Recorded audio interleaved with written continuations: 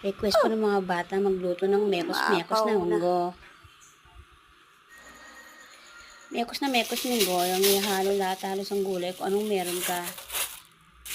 Eto, sasawag po natin ng leeg. Leeg ng manok. Ayan, banawan lang po siya mabuti. Kailangan po natin banawan ng maigi yung leeg kasi dito, marami itong mga sabit-sabit. Sabit-sabit na taba, ngalangala. And then, tsaka wiwain ng ganito kaliit. Ako lang ba? Kapag nagluluto po ako ng munggo, naghihiwalay po ako para sa bunso ko. Binibigyan niya po kasi yan ng gatas at asukal. Sa tuwing nagluluto po ako ng munggo, hindi pwedeng wala siya. Magtitira pa rin ako para sa kanya.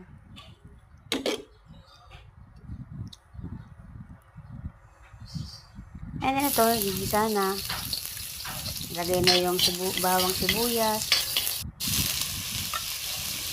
Leeg ng manok. Mekos-mekos natin yan. Lagay mo sa ano na. So, naglagay na ako ng gulay. Mekos-mekos natin ulit. Mekos-mekos, bigyan ng patis. Chicken cubes. Kalahati na lang pala ng chicken cubes, kaya bigyan po ng konting chicken. Yan, mekos-mekos ulit. Mekos-mekos. Hanggang kong maluto. Mambot ng gulay, tapos nilagay ko na po yung munggo. Mekos ulit. Daming mekos nito. Kaya nga mekos-mekos munggo eh. Then, cover. And then, ilalagay na po yung dahon. Repolyo, bagyo beans. Sari-sari na po yan.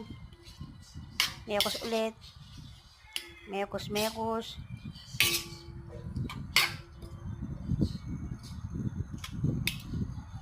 Ayan, wala akong tigil sa halo ka mekos-mekos. Ayan. Ayan. Ganito na po yung kanyang itsura. Yung wala ko siyang hindi ko siya malabnaw.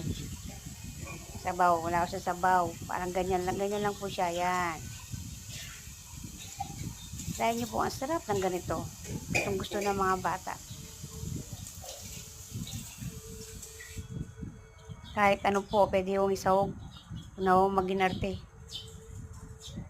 Panahon ngayon, basta nakakain, masustansya, okay na yun.